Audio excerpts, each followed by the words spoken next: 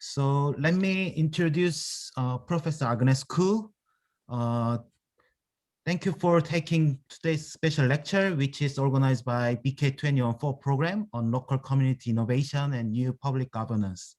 Dr. Agnes Khoo lectures at Webster's University in Ghana on international politics, Asia-African relations, migrations, international NGOs and civil societies, gender and development, which means she knows everything. And Agnes also co-founded a community-based social enterprise in rural area of Ghana to provide employment, education, and training to women and youth since 2006. And she has also published on Asia, migration and gender and women's oral history and African-Asia relations. And today's topic is, does international development cooperation lift developing countries out of poverty or keep them poor? So I think my role is done so far. So let's move to the main section of today's lecture. Dr. Cho, please help me keep the time. Warn me if I'm going too far beyond the time allowed. And thanks for the introduction. I don't know everything in the world. I'm still learning in this world. But I have to say, Ghana taught me a few very important things, like how to keep chickens, how to pick eggs, and how to keep a farm clean. So we are always learning. And as I said, every time when I tell, especially friends from Africa or people I meet from Africa that I'm from Ghana, they always look at me and said, but you're not Black. So I have to say as a qualifier that indeed I'm not an indigenous Ghanaian or African person. It's very obvious. So I can only speak based on my lived experience of having lived and worked in Ghana for the past 8 years, and before that on almost yearly visits for 14 years. Okay, so and I'm really coming from this perspective, or my position, the position that I'm taking in speaking and critiquing international development is also a self-critique of myself, because I always say to people who don't know me, my former life before becoming an academic or sort of is actually an NGO person, an international NGO person. So I want to put myself also as among the people that I'm critiquing today. So the questions I have for the audience is, why do we do international development? Is it really to help the poor, to right the wrong, like Superman, to make ourselves feel good, like a do-goodie, or simply to make a living, have a job, really just down to earth, another way of surviving in this world, to have a different kind of holiday, to combine charity with pleasure, or worse, to civilize the natives, right? And I'm saying this with skepticism, because for one, I don't agree with using the word natives within the international development context, or even worse, to convert them to our religion. So I would like to start by showing you a set of slides of a so-called UNESCO Ghana Samsung Development Project that I chanced upon very coincidentally. There was no, it was not deliberately looking for it. I saw the street sign and became really curious because, I'm interested in Korea, and I'm definitely interested in what Samsung is doing in Ghana. And basically what we did was to keep following the sign. So there was this Samsung Digital Village, and keep turning right. The signs just appeared along the road in Accra, and we just kept going and going for nearly 2 hours or more, and finally ended up in what we would call a bush road, or the dirt road. And then what came to what appeared was a Samsung village. right? It's supposedly the location where there is the Samsung village. There was actually already a clinic. And as you can see from the sign, the clinic is funded by Danish Development Aid. So let's take a look at the village. What is this village all about? Because it's even supposed to be digital, eco-friendly, high-tech, right? So this is the village. You can imagine my surprise, right? Basically, it's a group of containers. This is the solar powered generator without solar power and no generator. And this is supposed to be the clinic, the health center, which promises dental services, diagnostics, counseling, ultrasound. But as you can see, it is about expiring for the future. There's nothing there. And this is an office without the workers, the administrative center. So this was what was supposedly funded by Samsung, supported by UNESCO and the Ghanaian government. So my immediate reaction was, how much did this village cost? The project sponsor and the project holders, because from my personal experience of renting a small container, so just one of these containers in Accra costs about $2,400 a year in 2017. So even if you put all these containers together, it's very difficult to imagine, even if you put in the budget for paint, what that development project budget would look like. So let me just give a few highlights about how I understand international development as a student of development and constantly working in NGOs and then teaching international relations today. From my understanding, international development really became got traction from the time of World War II, where basically Europe, Asia, Africa was basically devastated by the World War. Well, not so much Africa as such. I'm sorry, I should correct myself, but basically Asia and Europe. So there was a dire need for development money to come in to support reconstruction after the war. I mean, we all know that the British economy could only have been revived because of American aid in the name of the Marshall Plan. And so was Asia. Korea is one of the 8 recipients of Japanese aid, American aid. So was Singapore, Hong Kong, Taiwan. So there was that whole history of, we have to, never again, we are not going to allow fascism to rear its ugly head. We're not going to allow another world war to happen. So we have the UN. And therefore, we need to rebuild the world, Europe and Asia, as quickly as possible so that these countries can revive, right? The economies can be revived. And then, of course, there was this whole idealistic idea of the international community, bearing in mind that, half of the world just came out of a world war. So there was this responsibility and moral obligation, especially of the global north. And by this, I loosely mean the sort of advanced industrialized countries, development aid donor countries, as versus the global south, again, loosely defined as countries in the third world or middle income countries that require aid or usually the recipients of development aid. And then, of course, we are referring, the global north also includes all the sort of superpower alliances and networks and associations, right? G7, OECD, World Bank, IMF, UN. But I think that COVID-19 pandemic, as we are still experiencing, and there seems to be no end to it, really proves 2 things. One is that we see the consequences of neoliberalism after close to 20 years, that when everything in life is profit-oriented and cost-effective, we get ourselves into a situation of a never-ending pandemic like this one of COVID-19. But it also shows us the importance of international cooperation and solidarity. So basically, I'm critiquing today on the sort of three main tenets of development studies or developmentalist thinking, right?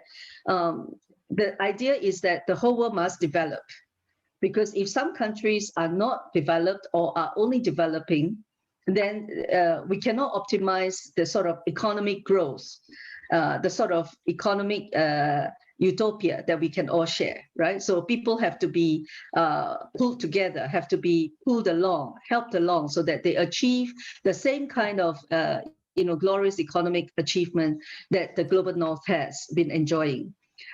Which is very linear in the way we see the world, that the world is only basically grows in one direction, from worse to better and better to best. And that it's also very hierarchical, because it basically ranks countries according to figures like GDP, economic growth rate, in terms of our superiority, strength, desirability versus, inferiority, having to catch up. So development thinking tends to premise, even though unsaid, on the assumption that without development, communities are basically backward, underdeveloped, yet to fulfill their potential. Which, for me right now, I would like to actually rethink about that, because I think communities have always been there even before development thinking or ideas or developmentalist approaches to our, to the betterment of the world come into being.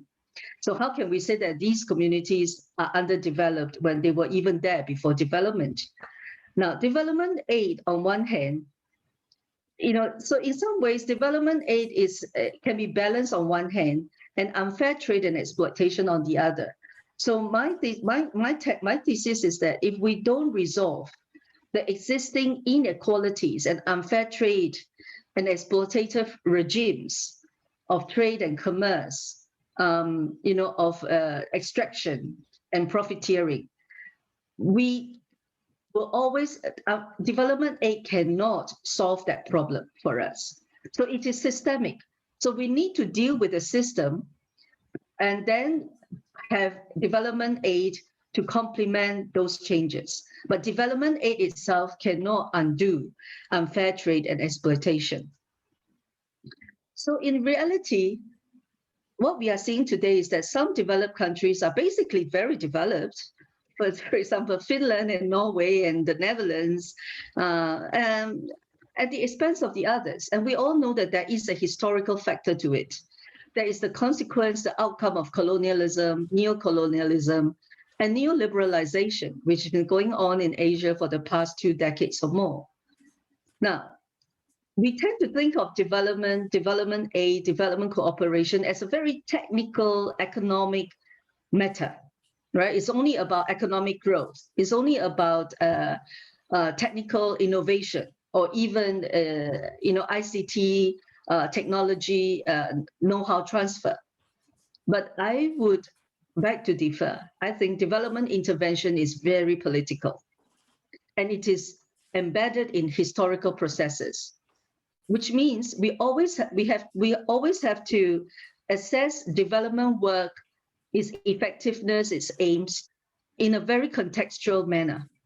So they have to be our analysis need to be very contextualized, so that we can differentiate between countries, regions, cities, districts, even villages, where we talk about development.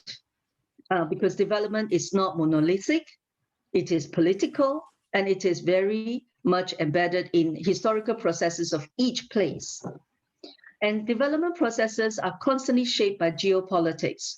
So during the honeymoon decade between US and China, right, when China was just beginning to open up and reform its economy, development cooperation was seen more in a friendly terms when it comes to US-Chinese relations. But today we are seeing basically a deterioration, increased rivalry between China and US, and the development would be will be basically seen or considered in a competitive terms when it comes to US-China development cooperation. So in that sense, development processes are not neutral. And it is also embedded in the world's dominant economic system, which is neoliberal capitalism. I think since the collapse of the Eastern Bloc in 1989, through perestroika, Russia, basically the world today is an entire capitalistic system at play and a very neoliberal one. So, and development is not out of that system. Development is embedded, is very much part of that system. But having said that, I don't want to take the Trump position of, development aid is nonsense, let's trash it. So we are not going to pay any money to development aid. I don't take that position. I think it is about recognizing the limitations and overcoming them. It's not to be isolationist, like the neoconservatives in the United States of America, not replacing aid with trade, which is usually the sort of mantra from European donors, is that aid doesn't work, it hasn't been effective, so let's replace it with trade. It's better to trade with the developing countries, less corruption, less problems, and also not about reducing or canceling aid. It is about acknowledging the reality and change development aid regime for our collective future. So in that sense, I'm still pretty much idealistic, but I want to be pragmatic and realistic at the same time. So the questions to you, not questions I will answer, but I will hope to invoke some answers from you. Hopefully at the end of my presentation, I'll try to go as fast as I can. The questions to you is this: what do you think? Do you think developmentalist thinking is outdated in the 21st century, particularly in view of the COVID-19 pandemic? And how do we then make development relevant to a post-pandemic world? Why do countries receive development aid still remain poor today? And we see that in many, not only in African countries, but also in Asia. Bangladesh is a good example where I've lived in 2 years and I've learned a lot from our Bangladeshi friends and students. And then also my challenge to you is, how do we critique the development thinking, that has been going on since the 1970s? And do we have any alternatives? So is development cooperation and aid more like a window dressing for the failings of capitalism? Because we know capitalism is not perfect. So, let's try to do some patchwork here and there to make lives more tolerable. Or are we simply integrating the periphery, as Dr. Cho would say, villages and entities which are not yet incorporated into the capitalistic system, that we try to socialize and integrate them, to incorporate them into the system even more? I call this whole development cooperation as an industrial complex. And I'm using development cooperation and aid very loosely for the purpose of the presentation. I mean, we know that development cooperation is is a complex package. You can have outright aid or grant, you can have tied aid, untied aid, you have loans, you have all sorts of formulations when it comes to how the whole package of development aid is being negotiated between nation states. Now, when we think about the industrial complex, I would like to highlight 6 possible characteristics. One is the power dynamics between donors and recipients. So let's not kid ourselves. Beyond all that romantic, idealistic language that donors would use when they offer aid, solidarity, making the world better, and we have to give back to the community.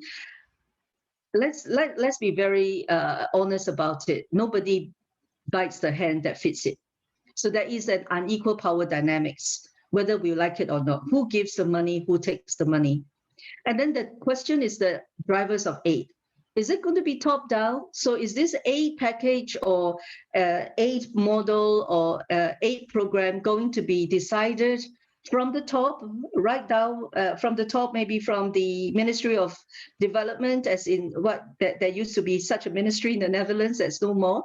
Or is it going to be bottom up from the people that really need the aid and that actually can benefit the aid? So who should be the one actually deciding the aim, the program, and the procedure, the accounting, the reporting? So my question is, we need to be very clear: who planned, who budget, who designed, and who bid for these projects? because these days we even have to bid for them, who implement and who report. So the power hierarchy between donors and recipients is complex. It is a constant negotiation. But it's not only between them, because we have also added many different layers of intermediaries in between, which I would elaborate in my later slides. Now, so neoliberalization of aid, along with neoliberalization of our economies today, is that we increasingly see privatization of aid work, aid programs, in terms of subcontract, bidding for projects, and casualization of roles and jobs. So even development workers in the past would at least be assured of a 5-year contract, if not for a long-term job, should now basically contend with 1-year contracts, and the worst, half a year internship, sometimes not even paid, right? That is good enough to give you an internship to accumulate your experiences, so you don't need to be paid in the name of development. So we need to critically examine the intermediaries involved, the sort of intermediary layers between the donors and the recipients. And recipients here, I mean the most grassroots unit where the aid is supposed to be meant for. And here I also put myself in it as a former NGO person. We need to critically evaluate our own roles and responsibilities as consultants, as researchers, project holders, fundraisers, even as contractors and subcontractors, and the people that we most hate in NGOs, the accountants, right? Because they are the one that scrutinize all the sums. And then the change agents that we call ourselves, the INGOs and NGOs. And then the grassroots representatives or spokespersons that may be from the community, but maybe not. And then you have the community leaders themselves. Imagine the aid has to trickle down all these layers before we can even reach the people that aid is intended for. So how much do you think a woman or a farmer in a rural village would eventually get from that aid program? So basically, we're looking at a shrinking development pie with increasing needs, right? So now, the sort of discourse that really gained traction in our world today is trade is better than aid, like trade replaces aid becomes trade. And I think China basically does that best among all the donor countries, is basically forget about aid, let's just do trade, or otherwise we just build some buildings because at least we can see the results. So the kind of language that we use with this sort of discourse is income generation, microfinancing, entrepreneurship, startups. So suddenly all villagers and all farmers should all be aspiring for being a startups or an entrepreneurs, a Jack Ma in the making. And we know in reality it doesn't work. Well, at least with my experience of founding a farm and managing and running a farm for 14 years, really didn't make me a Jack Ma in any way as an entrepreneur at the grassroots level. Now, so then direct aid is these days more and more conceived as being facilitation. So we are no longer giving you money because we don't know how the money will be spent. It's better that we facilitate you. And then you get this kind of language like capacity building, empowerment, training. What I'm trying to highlight here is you see the way the aid thoughts, the thinking of aids and the regime of aid changes over time. So, this sort of language of very differentiated layers of how we socialize our recipients so that they become responsible aid recipients. They know how to take their bookkeeping, accounting. We need to control and monitor. We need to brush up our evaluation techniques and do really good reports. So we could even hire professional reporters to do the reports for us. So co-responsibility in the aid process becomes self-responsibility. You are supposed to be responsible for how the project is going to work out, whether fail or success. And partnerships are basically reframed more and more as donor-client relationship. And then the shortening of the project cycles, which makes actually development work almost impossible at the grassroots, which I would later highlight through my experience of running a chicken farm in the Volta region in Ghana. And certainly, when you have development workers and experts parachuting from, say, a Scandinavian country or Europe into a village somewhere in India, right? And then they are expected to either assess the proposal or give recommendations.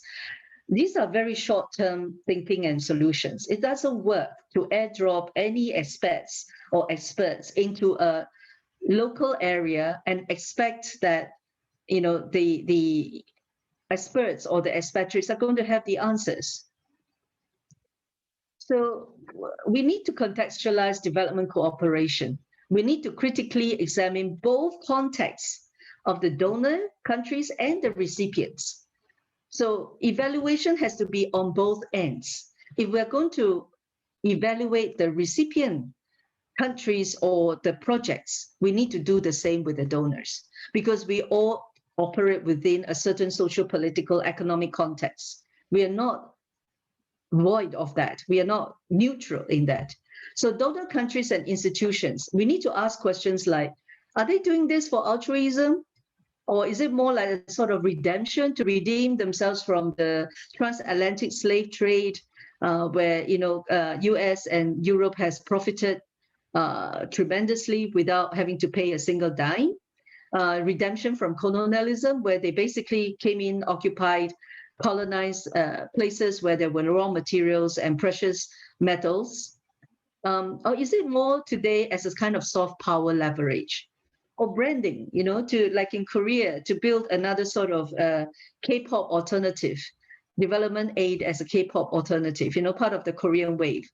Or is it foreign policy leverage, you know, dangling the carrot in front of developing countries, the third world countries?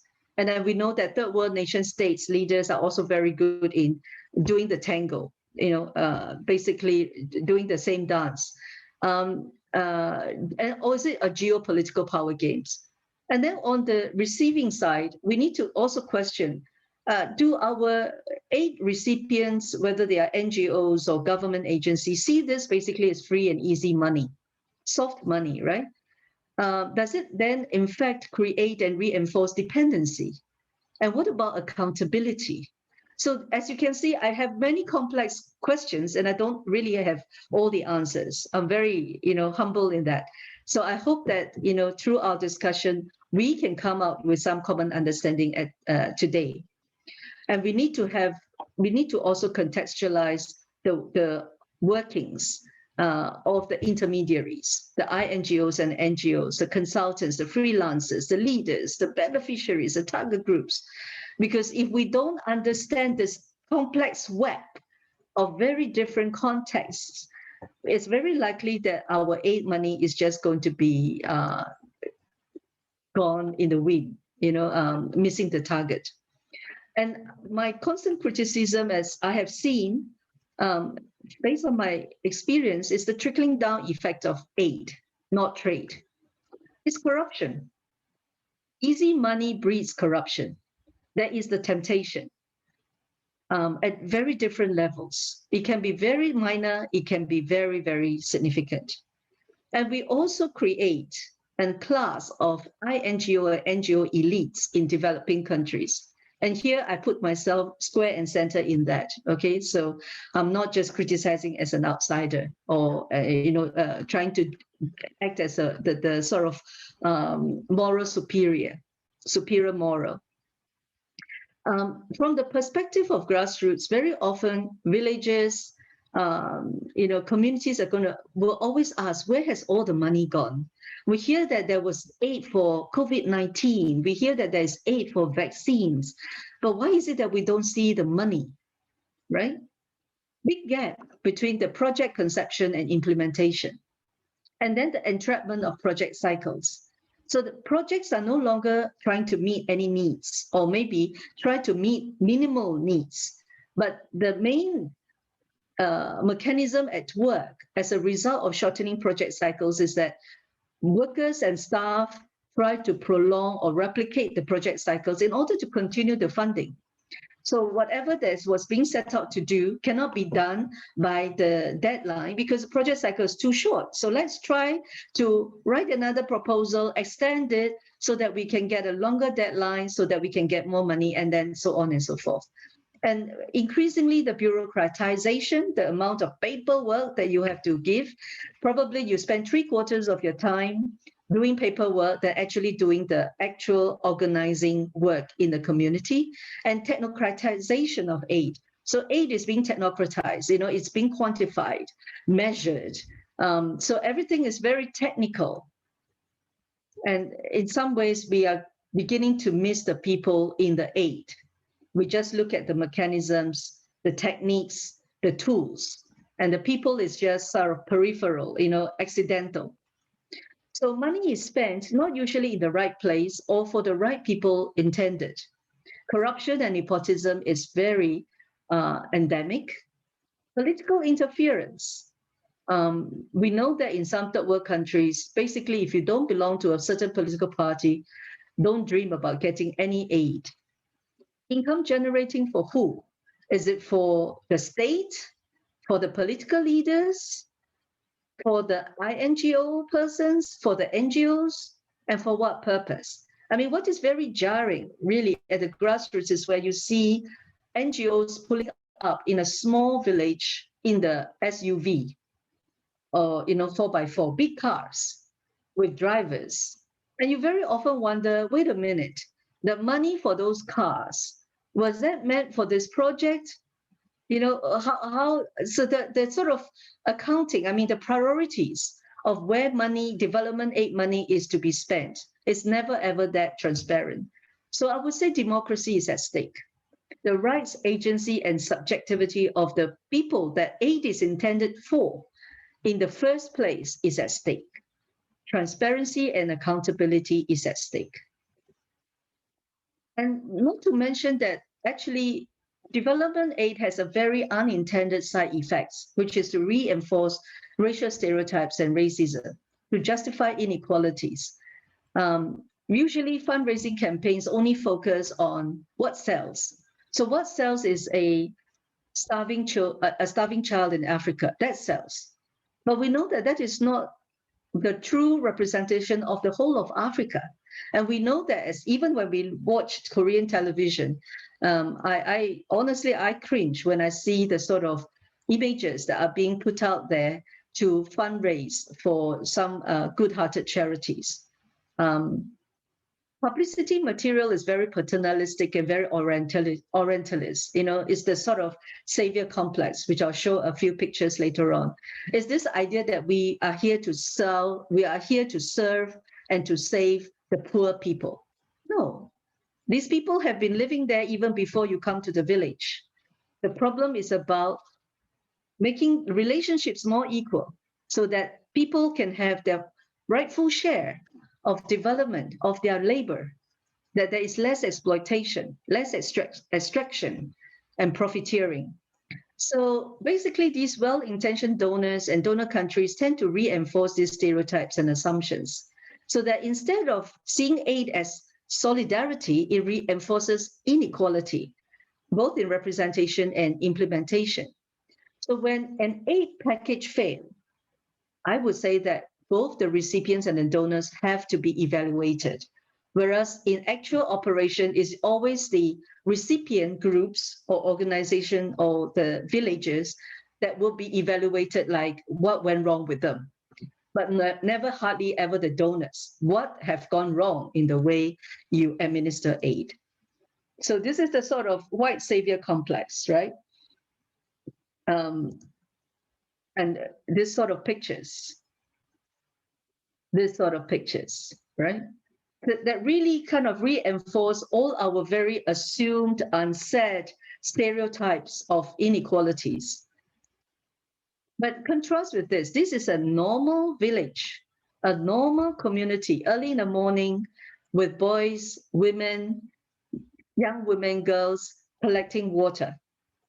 Nothing can be compared with this, right? So my case study I will try and be Dr. Cho. Am I still okay with time? Yes, please do. Please keep Okay. going. Yeah. I thought you fainted. So EU fund. So this is our first case study. That is in the rural town in the Volta region in Ghana, West Africa. There was an EU-funded 3-story shop building. It was a good idea. I was really happy to see it. Good initiative because it encourages local businesses so that within the sort of big open market, there was actually a 3-story shop house for people to rent. But then the demand was much greater than supply. I mean, there were more people who wanted those shops that 3-story building can satisfy. So then the local politics come into play because then local leaders from district assembly office will have to make decision as to who deserve to be given these precious shop houses. And even though, as you know, my business was to sell eggs, we were given a shop house that is on the 2nd floor. So we went back to ask if it is possible for the egg shop to be on the ground floor, because for very obvious reasons. I mean, eggs do get broken if anybody should fall on the stairs, or so it's just risky to have and it doesn't make sense to sell eggs on the 2nd floor.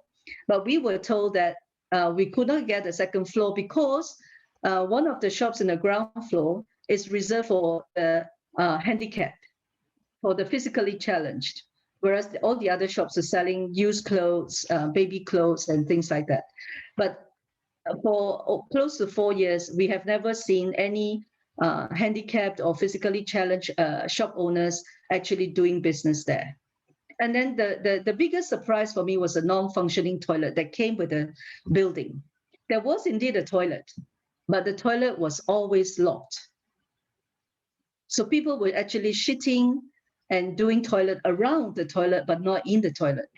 And of course, we know why, because by giving the infrastructure, the hardware of the building and the toilet, it's not enough. You have to give something more. You need to think about what will make this project work, which is water, constant supply of water and electricity, the cleaners and maintenance staff, assets, and who is to be responsible for the upkeep of the place. So it would be interesting to know whether in this EU-funded 3-story shop building project was the last point of all these kind of software issues being integrated, being thought about, or it was just simply to plunk a building in the middle of a market and that's it, aid is being given and done. So my case study too is related then to the shop house, is the chickens, the chicken farm, which we only sold for, we only grew the chickens for eggs because we very quickly realized when we tried to rear chickens for meat, which is, the broilers, it was a failing business. It was really, really hard to make money because the EU has been dumping cheap chicken parts in the rural areas of Ghana, certainly in my village, right? So people could only afford pieces of chicken wings or chicken breasts. That's how people eat chicken, not the whole chicken, but parts, chicken parts, and they are frozen and air flown from, say, the reject of the UK market. This is being researched and documented. You can even research on it online. So people got used to actually just consuming chicken parts that are at very low cost. So for us as chicken farmers to sell an entire chicken without making a loss is really difficult. So we actually had to give up our broiler business and only focus on eggs. And this is a 14-year journey. We started with 200 chickens, and then by the time before the pandemic struck, we had 3,500 chickens. It was a continuous injection of capital for 14 years. And I'm really shy to say that the farm is still not yet self-sustainable. So the big question is why? High feed costs. Ingredients that go into chicken feed, many of the ingredients are imported from Brazil, from India, from Belgium, and they have to be bought in US dollars converted to Ghanaian cedis, which fluctuates. And then the lack of adequate local production of all the different ingredients, the fish meal, the corn, the different things that go into making that feed. And then the technical know-how, because the feed has to be mixed in a very standardized, consistent manner in order to make sure that the egg laying is consistent. So, and then the inadequate supply of local chicks suitable for commercial farming. I'm not talking about backyard farming, but if you're talking about medium and large scale farming, actually in our experience, brooding local chicks, it's not easy technically, and also not very cost effective in terms of time and labor.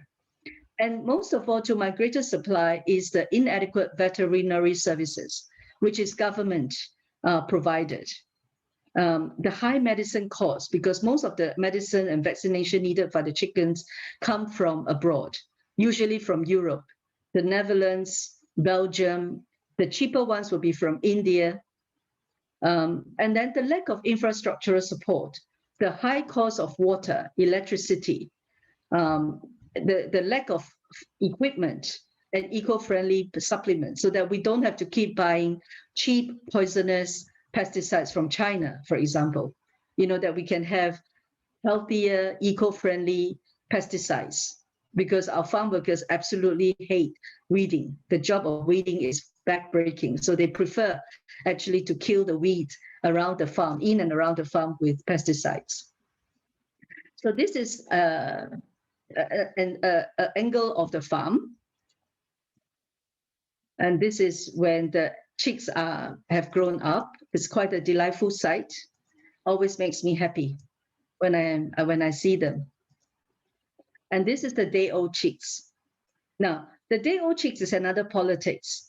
We made the conscious choice actually to buy these chicks of 1 day old that are fully vaccinated from the Netherlands. In other words, they were actually incubated by the Dutch farmers or Dutch agribusinesses and air-flown by KLM, 9 o'clock, 9 p.m. flight to arrive in Accra, Ghana, right, in boxes, alive and happily chirping.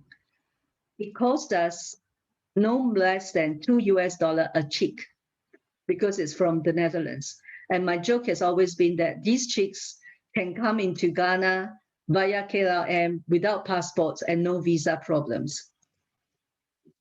So for me, third world development is very often a 1 step forward and 2 step back business.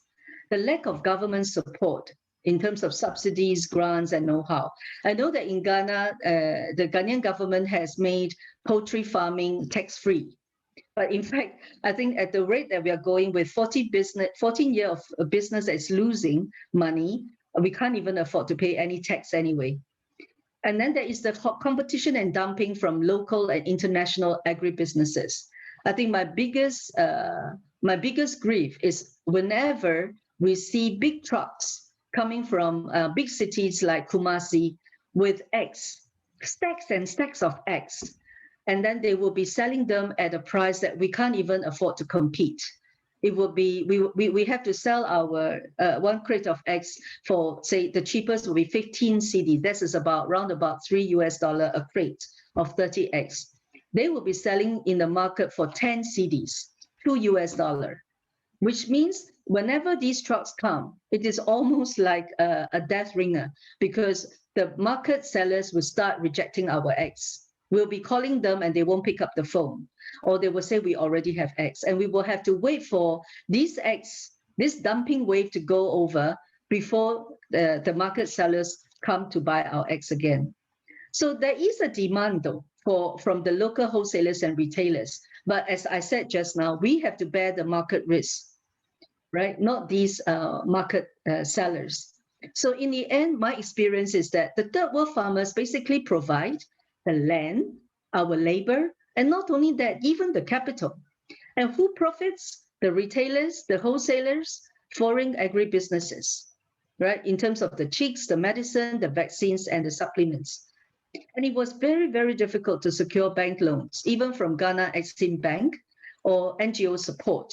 We were once asked when we were trying to apply for an NGO fund that was administered by the president's office, whether we belong to any political party. And when we said we are not, no fund came. So development work is long-term and very long-term. Short-term project cycle is counterproductive. Disbursements of funds does not mean that your job is done. And locally rooted projects requires more than consultation meetings and training sessions. You know, we have people going for these training sessions one after another, presumably on project fund. But at the end of every training session, we are coming back to the same thing every day, which is where do we sell our eggs? How are we going to make sure we sell enough to buy the feed? So development workers need a great deal of reflexivity. Whose agency are we talking about? Whose agenda are we talking about? Whose voice and whose interest? So, and yet I'm not complaining, because I think that 8 years of grassroots experience of really embedded in a local village, I see the intangible and hard to quantify outcomes. I see how unemployed youth and youth dropouts in a very deprived or impoverished poor village gain employment. And I see women gaining employment. That we provided training and education. And when other local villagers see how the farm has grown, they also aspire to become farmers, including a bank staff, right? They also want to learn how to rear chicken farms. So there was also the whole knowledge and skill transfer locally. And I have to say that we did contribute to the local economy.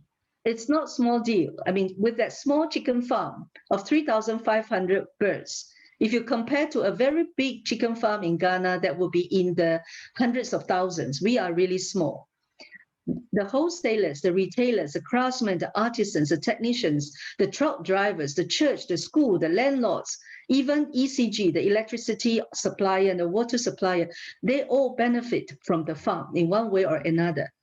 And yet at the same time, we are also supporting the poor, the unemployed, the young mothers, and the single parents. So I think many more years to come, even before we can reap the profit, if we decide not to rely on any NGOs. So in development speak, our farm is a failing and unsustainable project. But yet, ironically, many in the local community depend on it. So we need to really pull ourselves up and see at the macro level, how WTOs and free trade agreements, right? And trade regimes like and World Bank, IMF, and EU trade policies, these multiple webs of control and extraction of third world farmers' labor and capital. How can development aid, which usually don't come up to even 5 or 10% of a national budget, rival against this big, huge, dominant web of extraction and profiteering? So at the end of the day, we are talking about farmers' rights versus corporate power and greed. So very often, development aid projects tend to take the easy way out. And then we miss the point, because we miss all that more urgent and thorny issues that tend to be underfunded. So it's much easier to go tackle child labor as poverty elevation in a Ghanaian village, or keep building orphanages and schools. This easy target, easy to publicize, easy to get donation because it pulls at a heartstring, the poor child, the helpless orphans. And it's easy to replicate and expand in scale. But from what I see, and I would like to humbly, I hope my Ghanaian compatriots who come in and share your point. What is even more urgent today in Ghana is to tackle this last 4 points: corruption, abuse of power, HIV/AIDS, teenage unplanned pregnancies, and privatize basic social services. The public health care, universal education, job security and welfare, because these have to be the fundamental pillars, the fundamental foundation of any healthy, surviving society, even before aid can do anything effective. So democracy. So basically, democracy is at stake. And democracy is really not, I'm sure you all agree with me, that it's just a voting once in 4 years. It is about democracy across class, religion, gender, geographical locations. So development cooperation and aid is intimately tied to state apparatus and people's experience of political elites and INGOs and NGOs. How the grassroots see us determine whether they're going to cooperate and if the project is going to work. So development rhetoric tend to incorporate very progressive language, community participation, people's empowerment, women's emancipation. But in practice, we need to be very critical and ask ourselves, are we really achieving that? So I would say that, ironically, development aid tend to benefit the donors and the intermediaries more than the grassroots. So it's really a trickling down effect. Why? Because it creates employment for the donor countries. The number of experts, volunteers, interns that come from these donor countries. Majority of the aid money is actually funneled back to the donor countries. The high overhead, the administrative costs, the expert salaries, even scholarships. When you study in the donor countries, basically the scholarship money is spent in the donor countries. You just bring back, of course, very intangible knowledge, which is precious. It cannot be quantified, and perhaps a little bit of your saving. And then, of course, equipment, machinery, spare parts, which are usually imported in the development project. And better still, the development aid becomes a gateway to open up markets for donor exports and know-how. And the development and the donor countries and experts actually accumulate knowledge and expertise through their aid, which is very intangible, but very long-lasting, because that is the kind of know-how and knowledge that you need to accumulate in order to be a leader in the world, to be the hegemonic voice or the power. But the recipient countries basically only see donor countries or understand them through a very skewed version of what they are being reflected in this donor-recipient relationship. So it essentially reinforces the inequalities between global north, global south, between the intermediaries like the INGOs and NGOs and the grassroots. So development aid is really a complex web, right, of all these different things: local needs, desires, local agency, our subjectivity, our ownership to the project, and then also the relationships, which are often very complicated and not easy to understand if you're an outsider, and sometimes not even easy to maneuver for the insiders. And then you have the unpredictability factors like COVID-19. I think COVID-19 basically is a game changer, and it basically upset all the chessboards of all development packages. It will be interesting to have an accounting of how development work and development projects manage to adapt themselves to the onset of the pandemic, or did they just simply carry on as if the pandemic was happening in Mars? And then you have the national politics and policies and priorities, which keep changing, especially with each change of power or political party. And then you have that relationship between NGOs and donor countries, and then the recipient on the other end. So an international geopolitics with shifting priorities and emphasis. So one day, America said, we are now going to be pivot to Asia. Lots of development aid money is going to go to Asia, right? And another day, it will be up and coming Africa. So development aid will be rushing into Africa. Then there's the big war in the Middle East, and development aid goes in that direction. So basically, priorities keep changing, and development aid workers or agency have to keep adapting. So my take is aid is not just about building a road. And I think we too would definitely be a better person than me to talk about this. It's not about erecting a tower or giving sewing machines to a group of women as women's empowerment, or getting a man to cook for one day as achievement of gender equality. So for aid to work, we need not only managers, planners, engineers, we also need anthropologists, sociologists, economists, and even poets and writers, and local organizers that are long-term embedded in the local communities. not the fly-by-night parachute experts that have studied in SOAS. Sorry to Dr. Cho, but with local knowledge. So it has to be experts that are really grounded with local knowledge and passion over a long, substantial period. And then in that context, talking about Korea, since we are here, is that Korea is relatively new in this game. So Korea is still accumulating its knowledge and expertise, unlike the former colonial empires, which have already, like France and Germany and the Netherlands, and even Italy and Spain, and they have centuries of accumulated knowledge and information to tweak and refine their aid techniques and tools. So neoliberal system determines forms and ineffectiveness of aid. At the end of the day, aid cannot replace the state. The state must, square and center, take responsibility for all those in need. And we need to deal with the unjust economic system that we're living in today that prioritizes the rich and the powerful. This cannot be changed by aid. And aid, more importantly, is embedded in the same system of neoliberalism. It replicates the same power dynamics, the same inequalities and disparities in its implementation, in its operationalization. Right? So the industrial complex actually relies on the same power structures that it claims to change. How can we be effective? So the question to you again is, what is our future of development cooperation and aid going to look like, especially with COVID-19 pandemic? We are now confronted with vaccine apartheid around the world, right? The majority of the countries do not have enough vaccines. A handful of rich countries have more than enough vaccines. And that even at some point, United States of America had to throw away their vaccines because they were expired. Now, and then with the vaccine apartheid, we now see an increasing control of migration.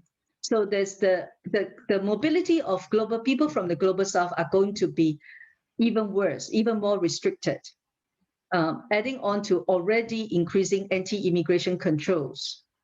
So aid, in other words, cannot substitute just and equitable policies to redress the failing of development.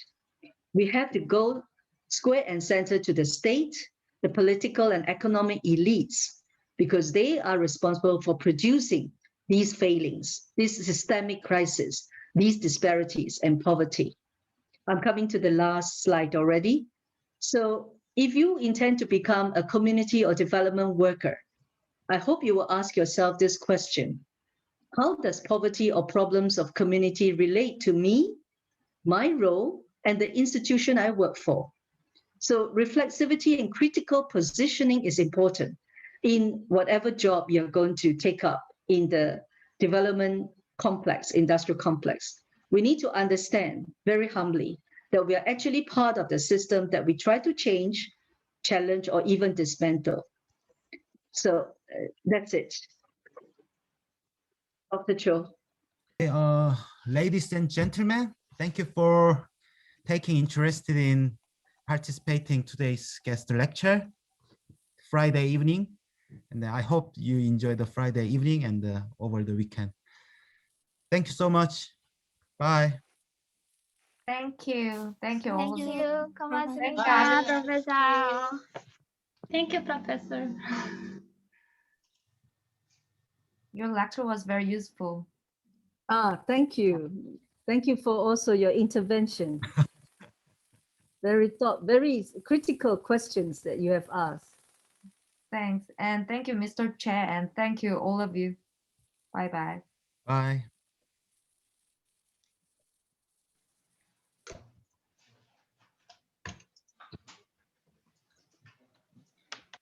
Yes.